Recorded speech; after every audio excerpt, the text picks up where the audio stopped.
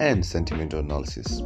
This is not financial advice or prediction, it is a breakdown of how the market is actually currently behaving based on institutional concepts. First, when analyzing Bitcoin, the most important thing is actually now to understand that the market is always either in the upturn, downturn, or a consolidation. That's fasting phase. Okay, what most retail traders do wrong is actually they try to predict this direction without first identifying the structure, right? You can understand that because if Bitcoin is actually forming high highs, high lows, then the dominant structure is actually bullish. If it is forming lower highs and lower lows, then structure is actually bearish. Everything else comes after this foundation, right?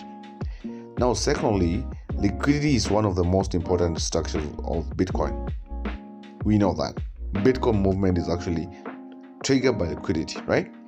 Price does not move randomly, it actually moves towards liquidity zones. These are areas where stop losses are just clustered above highs or real lows. When BTC actually approaches these zones, what looks like breakout is often a liquidity grab, right? And the market pushes these levels to trigger orders and then reverses, continuing depending on the broader structure, right?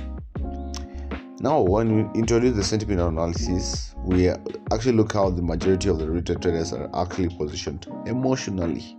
Don't forget about that. Emotionally. Sentiment is usually driven by fear and greed.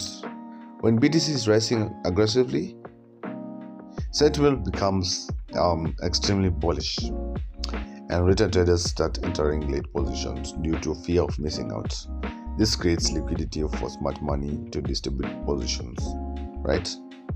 On the other hand, when the BTC is actually dropping sharply, you see sentiment becomes fearful and traders actually panic.